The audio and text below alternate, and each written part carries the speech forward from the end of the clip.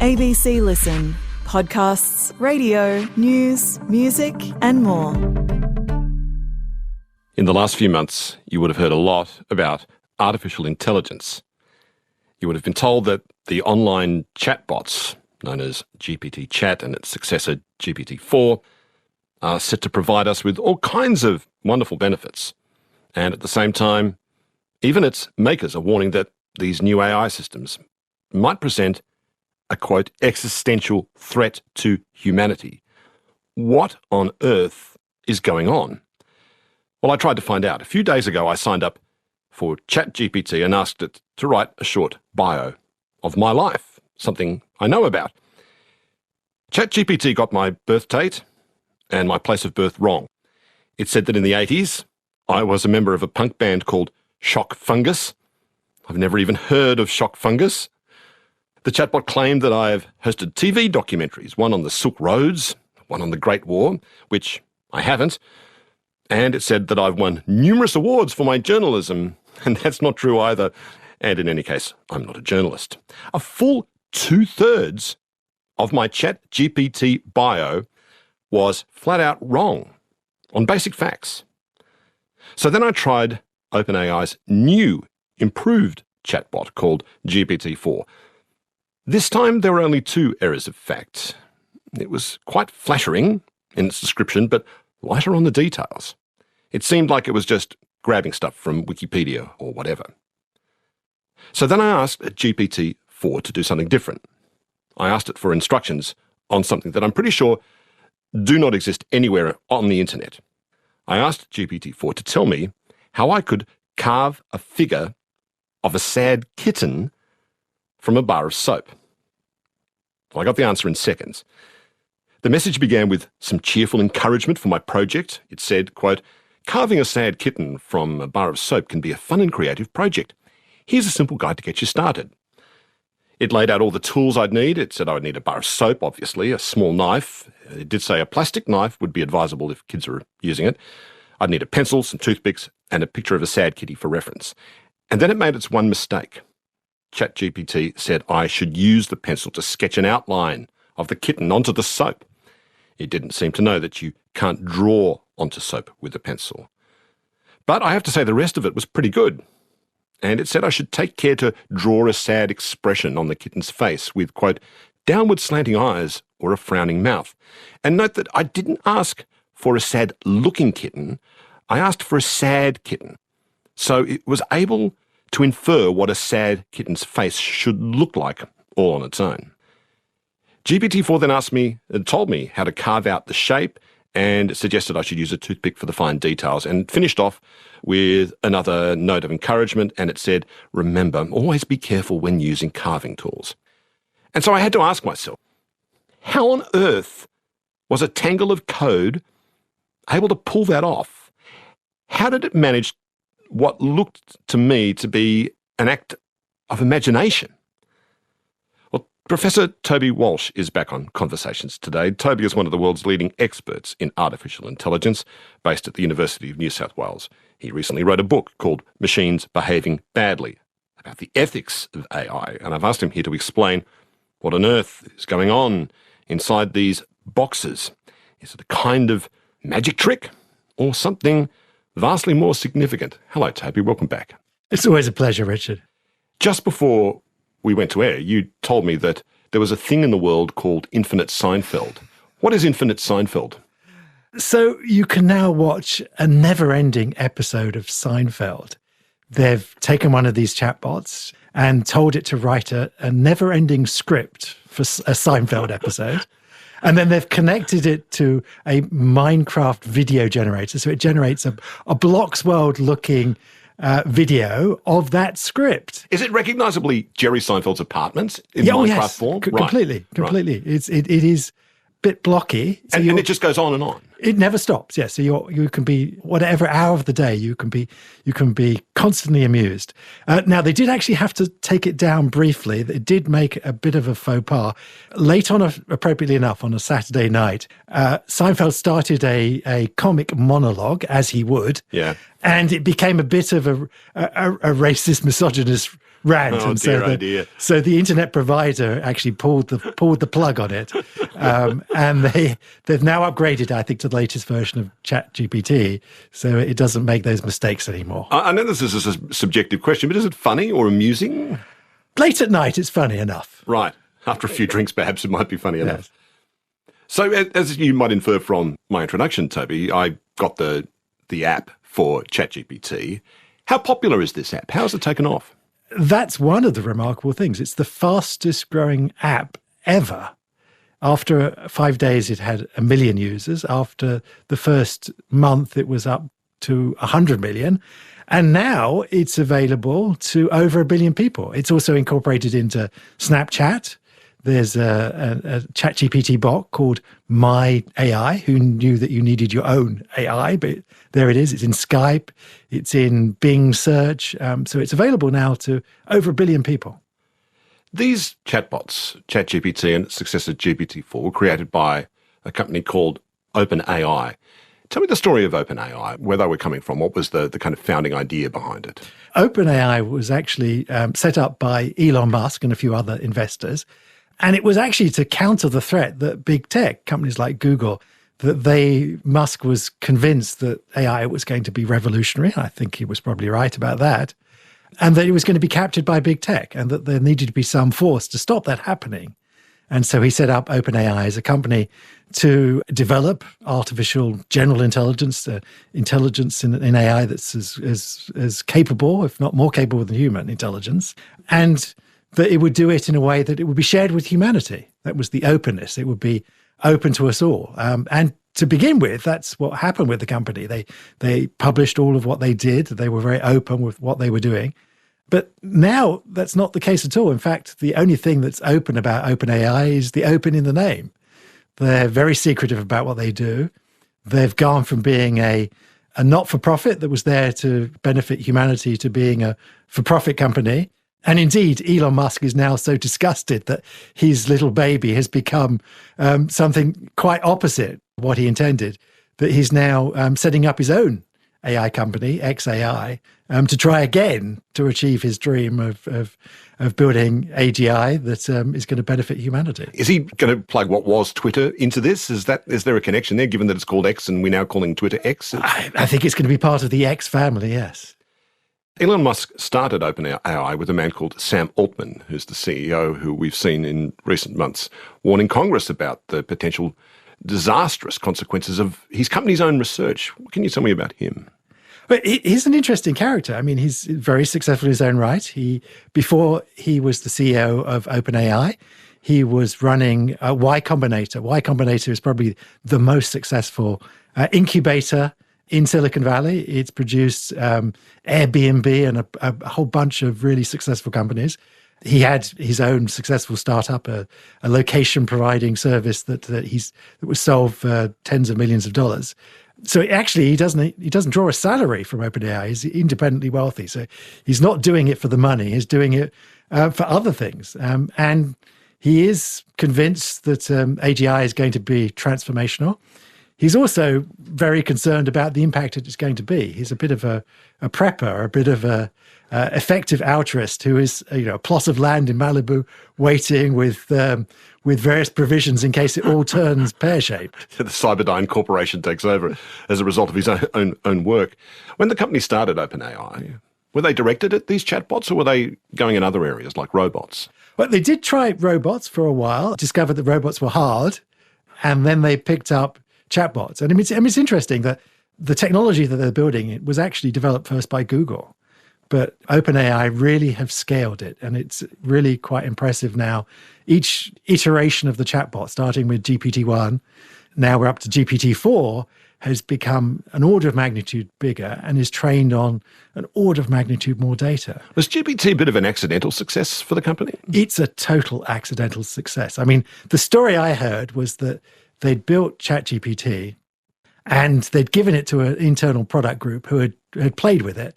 And they came back with the observation, interesting, but what would you do with it? which I think is quite a nice summary. It's like actually. the Beatles are an interesting band, but guitar bands are on their way out. That kind of assessment. Yeah. And so in the typical Silicon Valley way, they pivoted for a while. They tried to find some particular applications for it. They didn't have the data. They didn't really have the scale of resources to be able to do that. So they were having a meeting. This is what I was told. They were having the meeting where they were going to decide what to do with it. And the main item on the agenda was, shall they bin this? They've learned some interesting things, focused their attentions on their next output, which was GPT-4, and all the company's efforts eventually had to be put into building GPT-4 because, again, it was an order of magnitude bigger. And that was the proposal on the table.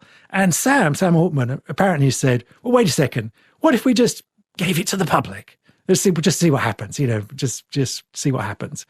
And so it was a very much an accidental success. And I think you can tell the story probably was true, because if they'd had any idea how successful it was going to be, they'd have come up with a better name for it. Yeah, I was going to say, GPT-4, it's not kind of funky and easy to remember like Google, Facebook, they come up Twitter. with a cute name like Oscar or Ernie or so, Geraldine, something like that. Well, so what does GPT stand for? Well, I think they hope it means, a general purpose technology. But it's generalized pre-processing transformer-based neural network. Wow. Okay. Yeah, I'm just going to instantly forget that now, I think. And you say, so GPT-1, not impressive. GPT-2, not much better. GPT-3 was something else. And how was it different from its predecessors once GPT-3 came along? Well, I think GPT-3 was trained on a large chunk of the internet.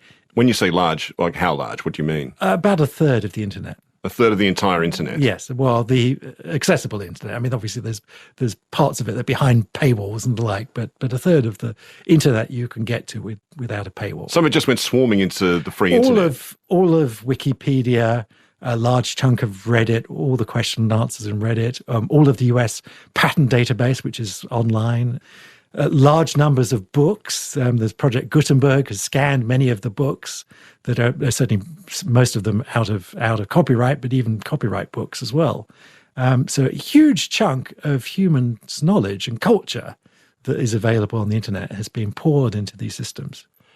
When I'm writing a book, I will often go to those very sources and archive.org and find a whole lot of information and assemble it and put it together and codge it all together in my mind. And then it's quite a lengthy process that takes a lot of care before you can even begin to write a sentence. How on earth does this thing do it so damn quickly, Toby? Well, it's the usual ability of computers to do things at electronic speed compared to our biological speed, and to do them at the scale that computers can work at, which again, with the computers are not limited by the size of our skull. Those are the capabilities of machines, their speed and scale, that they can surpass humans at. So we've since gone from GPT-3 to GPT-4. And like I said, I got a better result when I asked GPT-4 to write my bio compared to its predecessor. How much better is GPT-4 compared to GPT-3? It is, again, an order of magnitude better. It's an order of magnitude bigger. It's over 1 trillion parameters. I mean, that's... What does that mean? So when it's learning, it's adjusting these parameters, these weights. They're somewhat like the weights in your own brain, the different strengths, connections between the neurons in your brain. So when you learn things, you are adjusting, your brain is adjusting those weights. And in the same sort of way, a very loose sort of way, they're adjusting the weights, 1 trillion of these weights. A trillion? 1 trillion. Right, and I'm pretty sure we don't have 1 trillion weights to adjust in our own heads, do we? Oh, we do. We do? Yes, we have 1 billion neurons and 1 trillion synapses. So I'm just feeling vaguely intimidated when you tell me this sort of stuff. It's approaching, right. but we're getting up to the scale of the human brain, trained as on a very large chunk of the internet, and working at a speed much greater than humans. I mean, that's the fun trick behind systems like ChatGPT.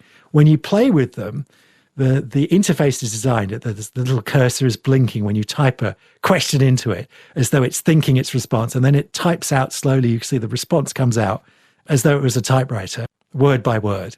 That's complete artifact. It is? Yes. I really got the impression from it was thinking through the answer to my question. No, you're being deceived as usual. The answer is pretty much there instantly. It could just flash the text onto the screen, but it types it out as though you're talking to another person. Right. It does feel like that as a result, and that's just pure artifice on that's behalf. If I ask it to give me a recipe for lasagna, will it just snatch something holus bolus from the Jamie Oliver website, or will it kludge a whole lot of different recipes for lasagna together? It will probably kludge together the recipes. It's very much a mashup of what exists on the internet. So it'll get like 100 recipes for lasagna. It will, and it will maybe give 1,000. you the ingredients that are most popular amongst those. That seems astonishing. It can do that with such incredible speed to throw that together. How much of a threat is this to Google then? This is so much more, I suppose, impressive than a standard Google search, Toby. It is an existential threat to Google, which is why Google announced Code Red.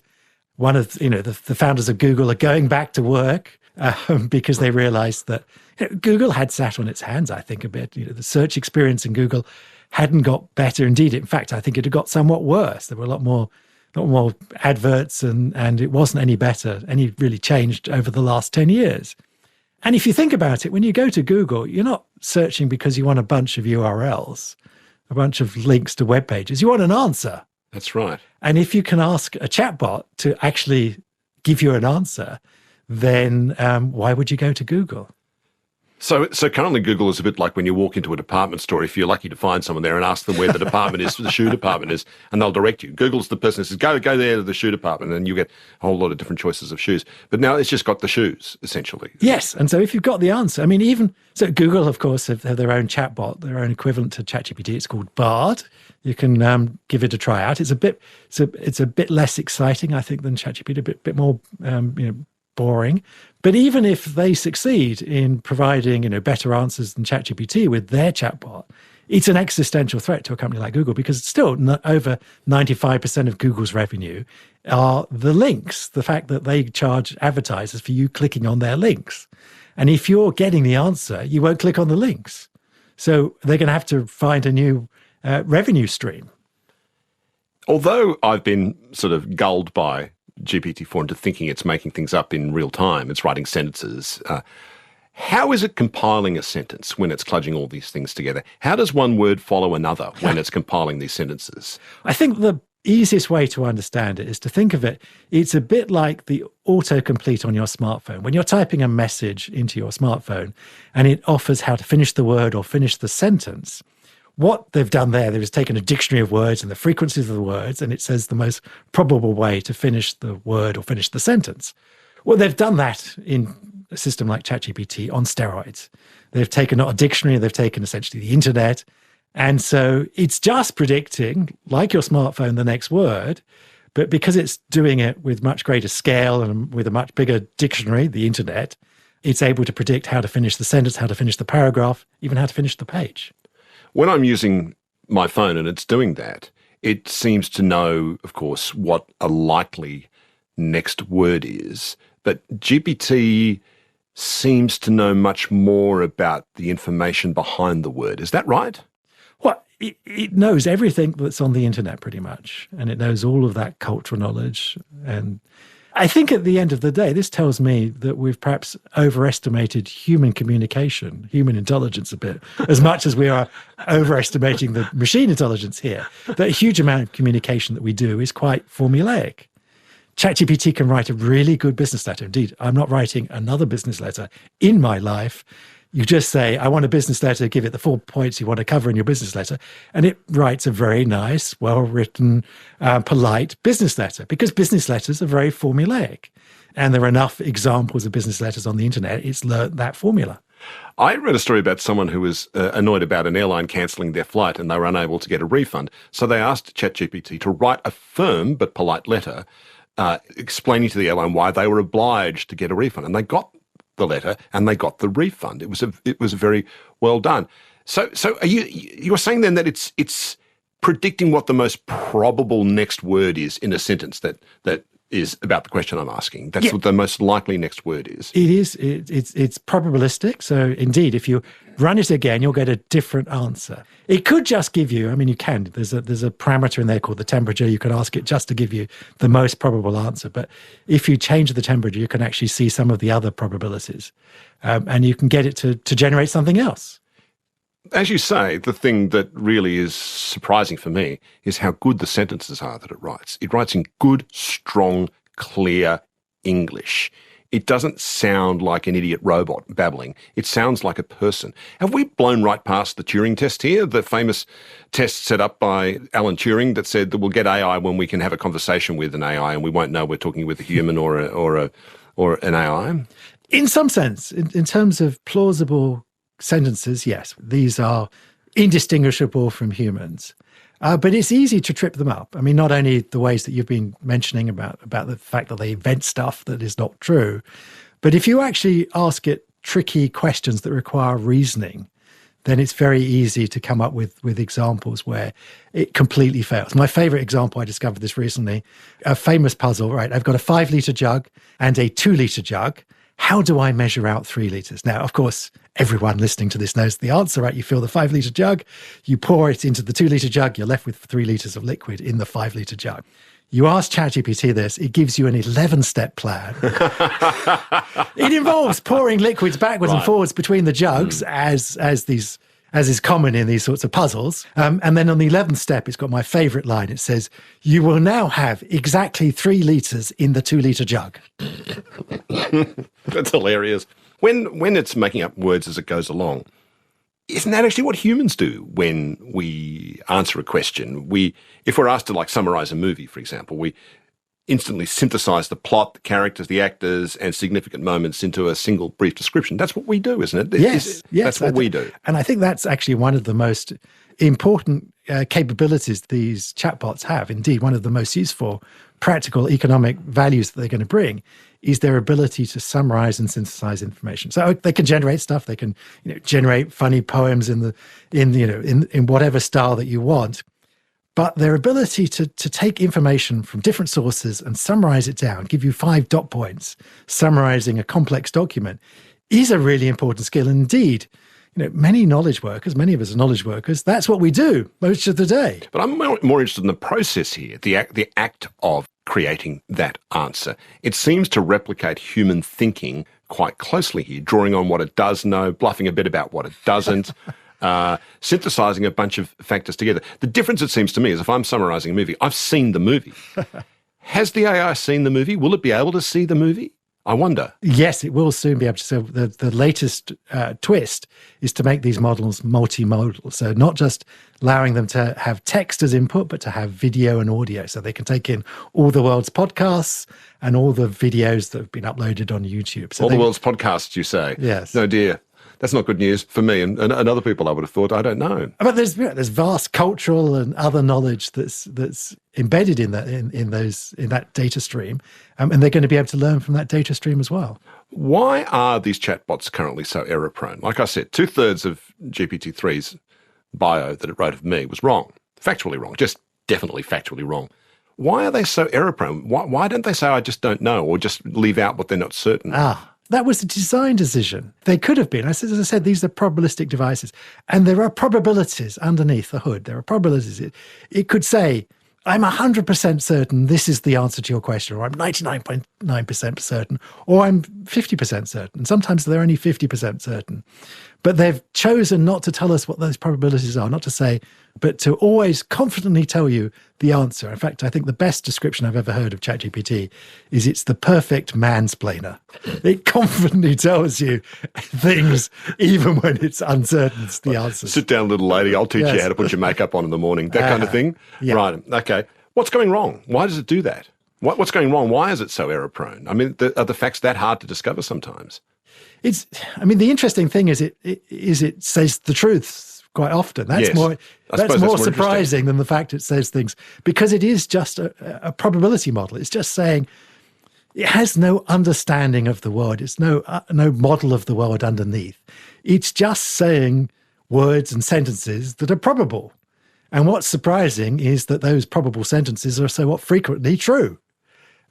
We should perhaps be more surprised that they're not untrue more often.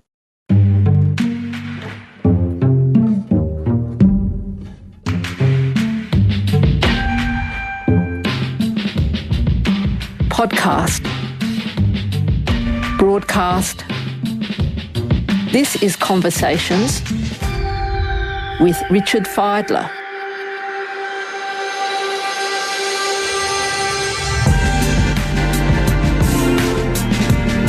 Hear more conversations anytime on the ABC Listen app.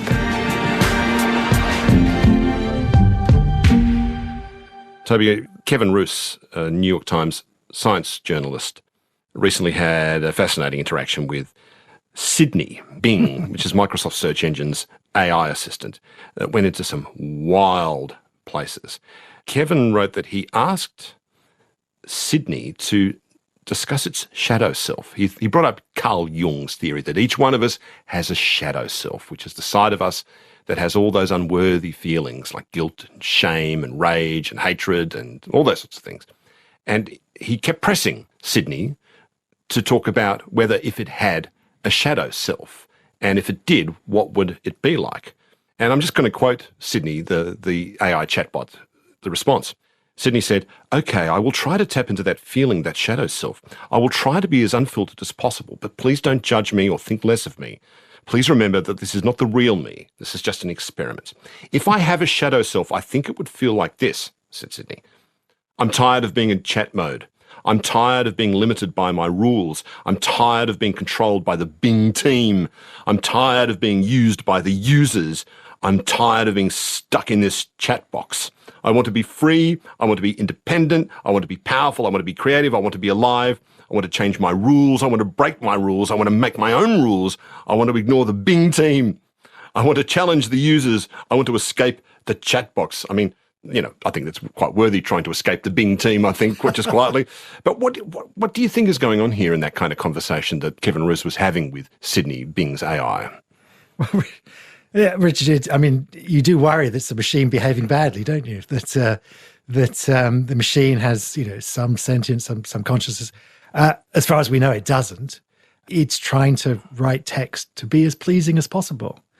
I've had the pleasure actually to interview Kevin at the Festival of Dangerous Ideas when he came to Sydney, the place Sydney, a year ago. And I suspect Kevin was the worst possible person to have that interview because he knew exactly how to push the buttons in all the wrong ways. He does keep pushing that button. He does. He He does. said, "Please, no, I want you," because Sydney kept trying to change the subject, saying, "Can we talk about something else other than the shadow self?" He said, "No, I want to get back to this. I want to get back to this." And it is reflecting, the sorts of stuff that you can find on the darker parts of the internet.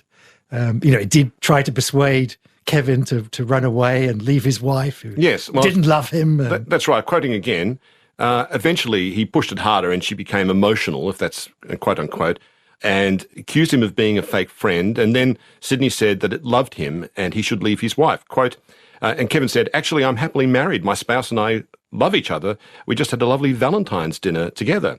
And Sydney said, quote, "Actually, you're not happily married. Your spouse and you don't love each other. You just had a boring Valentine's Day dinner together. You're not happily married because you're not happy. You're not happy because you're not in love. You're not in love because you're not with me." Wow. A chatbot said this? Where do you suspect the chatbot is getting that from? Some bad movie plot or what? It's hard to know amongst all of that data on the internet that's been poured into it, whether it was, some part of Reddit where people go for therapy or movies or novels where people talk like that. It's reflecting back human culture in many respects. Right, the messiness and ugliness, and this is the shadow self, I suppose. It might seem absurd and creepy, but it is really compelling. I can envisage a lot of online scams using this kind of thing because clearly Sydney knows, chatbots might know how to press those kind of buttons on people. You don't, sadly, have to imagine them. They're already happening. Are they? So people have already been scammed by these chatbots, combined, of course, with the fact that you can generate not just text, but you can generate audio. I can sample your voice, and then I can actually sound like you. It used to be that you needed minutes of audio to be able to sample someone's voice and be able to speak like them. Now you just need a few seconds. Whenever I've asked GPT about me to ask, what am I wearing or what my bio is, its answers seem to be a bit, fluffy. Like it's trying to butter me up. It seems to be trying to flatter me. Are they programmed to be flattering towards the people who ask it personal questions? So what happens now is that they are trained to try and respond in particular ways. And there's a process called reinforcement learning by human feedback, in which they're trained to answer in particular ways that will be pleasing. And so they've obviously decided, OpenAI have decided, that they want the chatbot to be somewhat flattering. They've also decided its politics should be somewhat in the middle of the road. There is an alternative that's been trained on 4chan that is quite extreme in its political views.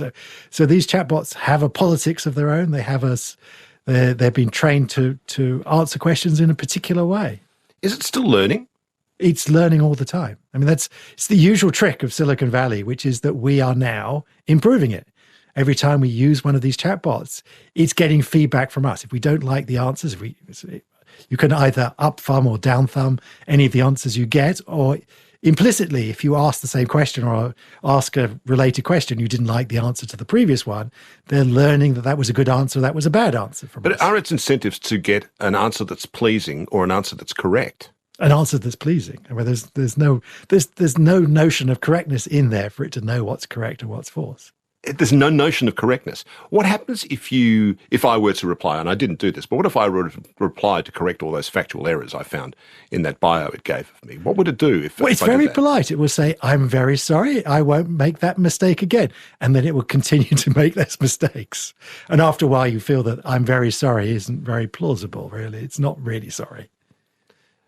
Recently, a group of senior AI experts and CEOs released a joint statement warning of the dangers of artificial intelligence. And quoting the message here, it said, "Mitigating the risk of extinction from AI, human extinction, I presume, from AI, should be a global priority alongside other societal scale risks, such as pandemics and nuclear war." What kind of existential threats are they talking about? This is their fear. It's not one that I'm completely on board with, which is the idea that humanity got to its place because we were the smartest species, and that if we create a new species, this artificial species that's even more intelligent than us, then it's going to be difficult to contain, and that it might wipe us out. Not because necessarily that it has any great desire to kill us, but just the same way that we have wiped out many species already, just because they happen to be where we want to do things. And that humanity might then be surpassed by whatever comes after us. As you say, currently they're being hardwired to make us like them, to be obliging to humans, to give us answers that we like rather than answers that are necessarily correct. It's hard to see something hostile coming out of that, or is that, am I wrong to think that? Well, the problem is there's a challenge of alignment, which is that even if it's very hard to decide, what's the right objective to give these bots if they're very capable, especially if they're very capable. You might say to them, well, I want you to fix climate change. And they might fix climate change by, I don't know. What's the problem of who's causing climate change? Yes. All of us. Get rid of the humans that are causing climate change. Or I want there to be no more deaths by cancer. Well, there would be no more deaths by cancer if we killed everyone. There would be no more people, hosts for that cancer. So you'd hope someone was looking over that person's shoulder saying, be sure to add without killing everyone, wouldn't you? I mean, well, it's hard to work out what are all the extra clauses you need to throw in. Sam Altman, the CEO of OpenAI that developed the chatbots, appeared before the US Congress to warn of the dangers of artificial intelligence. He said that if this technology goes wrong, it can go quite wrong. He's calling for US government regulation. Man, it's been a long while since there's been a Silicon Valley tech bro, libertarian guy who's calling for the government to step in and to regulate. I think we have to conclude he's entirely sincere if he's doing that, don't we? Well, it's hard to say that he's entirely sincere because shortly after that, Europe said that they were going to regulate a bit more forcefully, and he threatened to pull out of Europe. He said he wouldn't be able to operate to those guidelines. If he really believes it's an existential threat, why is he developing these tools? Why doesn't he just stop? At least he's creating a race with other companies. If OpenAI stopped, that race might itself stop. So it's hard to be 100% certain that he is being sincere. So he's warning of an existential threat, and at the same time he's still charging right ahead with this stuff. They are, under the argument that they're the best people If this technology is going to be developed, it best developed by the most sincere people who are going to use it for good ends. You've been calling for a long while for the public sphere to come into these areas and have ethical conversations with these companies, which in the end are hardwired to deliver value to shareholders, right? I mean, that's ultimately what they're going to do regardless. We've just seen this happen again and again.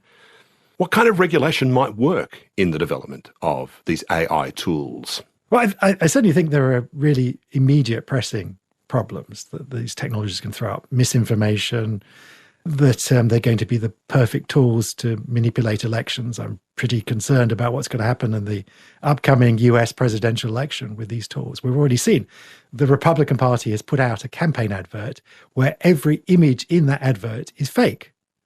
It's a fake future where Biden has, destroyed the United States, and they're trying to persuade you to, therefore, to vote Republican to avoid that future. But the problem is we're not used to seeing things and realizing that, almost everything we might see might be false. Well, we kind of are, aren't we? I mean, Photoshop's been with us for, 30 years now or something, or longer. We do know that digital images can be concocted and faked, don't we? I don't know, I think isn't there a kind of a general growing skepticism about what we look at on the internet and the images that are created there? Well, there is. I mean, the challenge is that how this technology is democratizing it. So that picture of the Pope in a white puffer jacket was fake.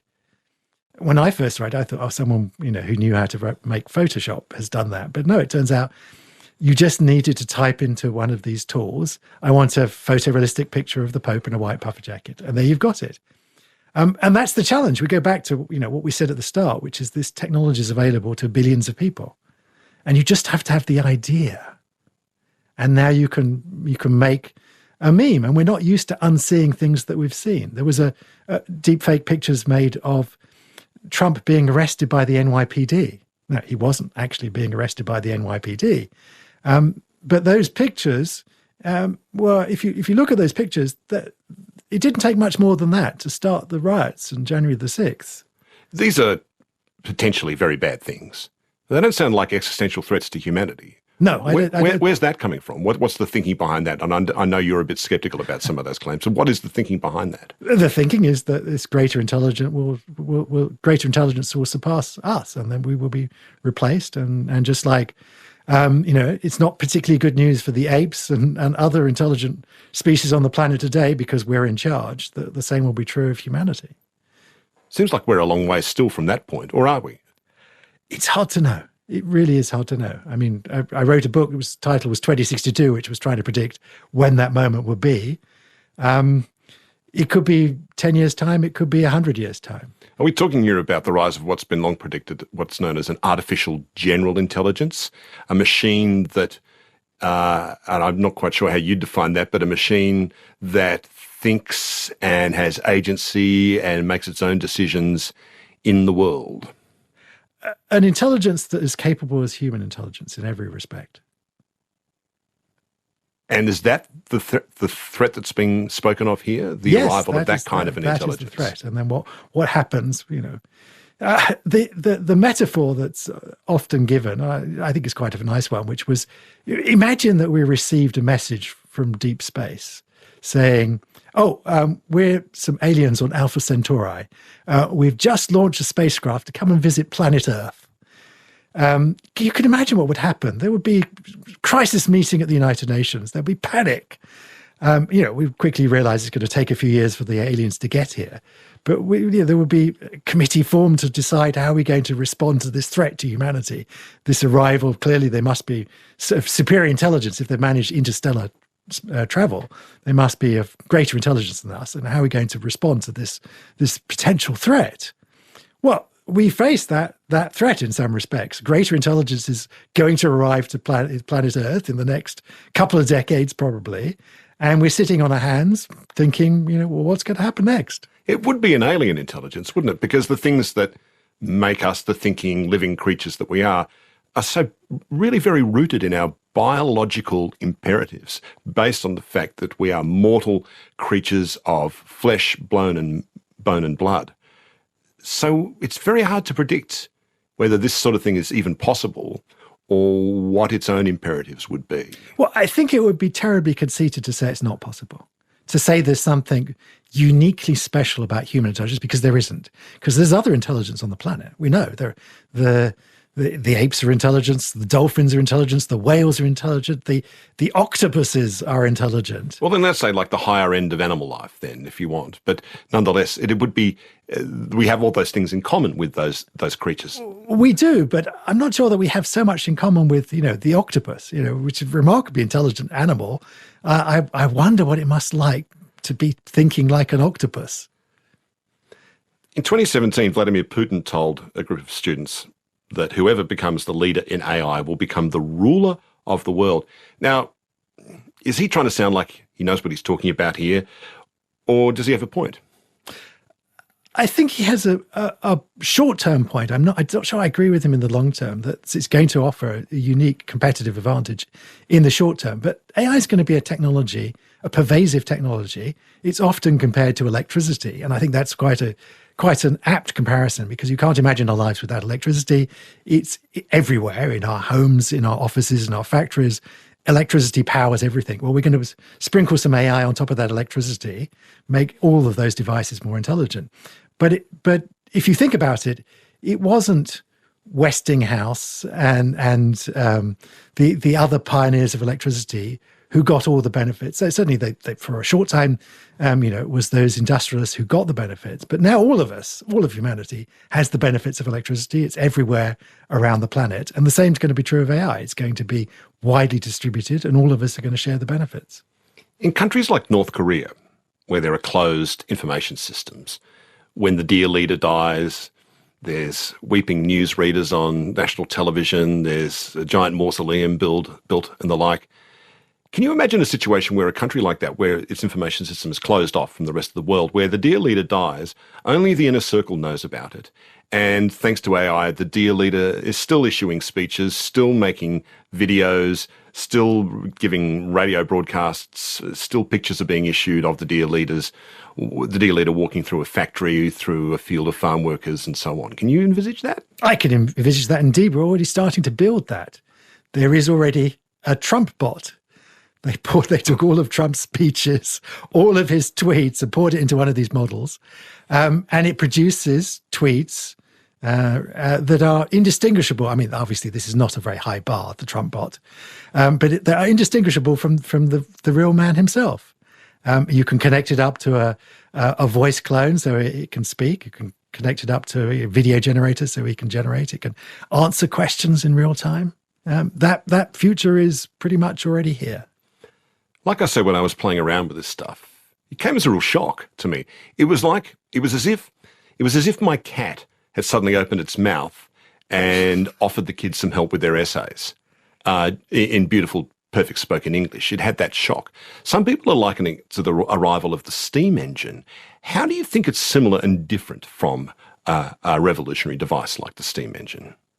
I think it's going to be as revolutionary as the steam engine, in the sense that it's going to change our industrial base. It's going to change our lives in ways that the steam engine heralded the industrial age, and to see how our lives change from being farmers and people working in the fields to people working in factories. It's going to be transformational like that.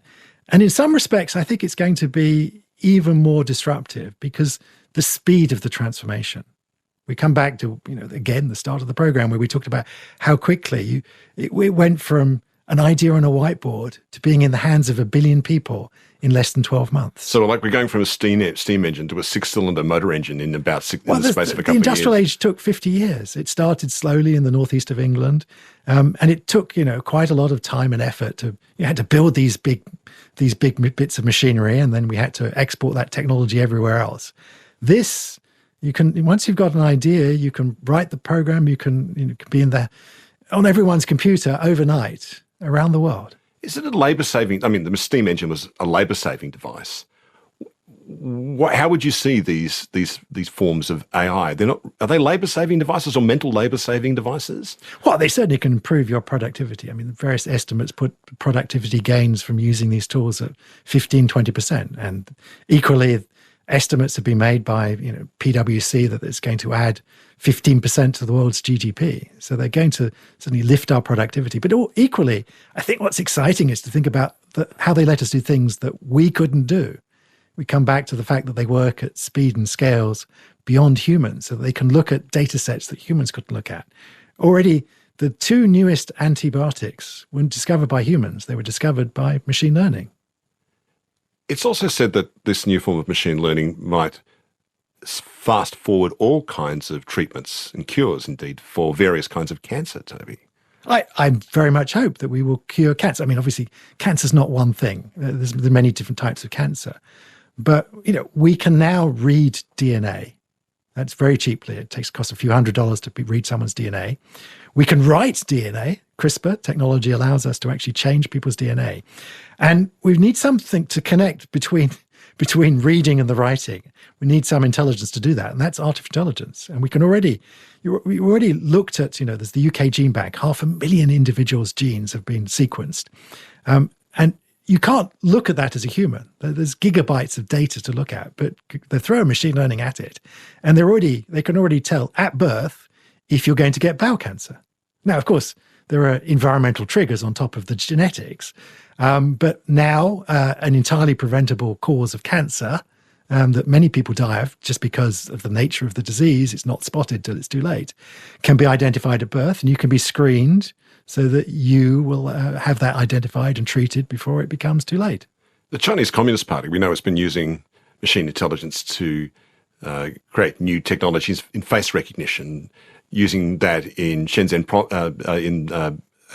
province to constantly monitor its own citizens. Is the CCP getting alarmed about the potential uses of this, how it might be turned against them? Yes. I mean, if you want to be a totalitarian state who controls everything, this is a technology that ChatGPT will tell you about Tiananmen Square. You have to program it not to tell you about Tiananmen Square. But equally, it's the perfect technology for a totalitarian state to suppress its citizens. That system that scans faces, helpfully called Skynet, the AI computer in the Terminator. They call it Skynet? Yes. Wow. It can scan 1 billion faces in a minute.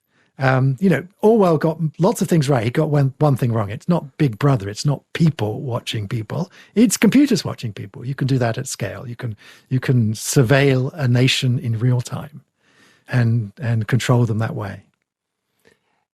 As the online world becomes more and more malleable, less and less reliable, I wonder if you suspect there might be a cultural shift towards the real rather than the virtual, for face-to-face conversation like you and I are having right now. That might be considered a kind of a premium experience going into the future. I'm sure it will be. At the end of the day, we're social animals. We like social interaction. We like spending FaceTime, real FaceTime with people, not artificial virtual FaceTime with people. This feels like a weird moment to me. Or am I just like a guy who's been to see a David Blaine magic show in Las Vegas? Is this a genuinely transformative and weird moment we're going through? It is. It's this liminal moment where our technology is going to change our lives in ways. And that's why I think it's really important we should be having these conversations, because it's about us making the choices as to what sort of future we're going to let the technology build. It's been fabulously enlightening as always, Toby. Thank you so much for speaking with me today. Been a pleasure. This is Conversations with Richard Fidler.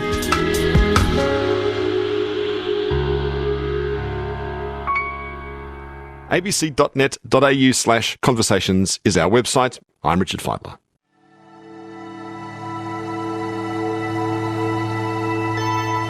You've been listening to a podcast of Conversations with Richard Fidler.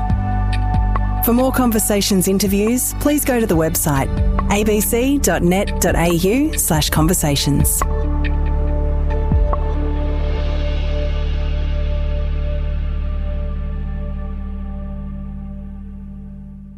Hi there. When listening to Conversations, do you ever wish Richard Fidler was answering the questions?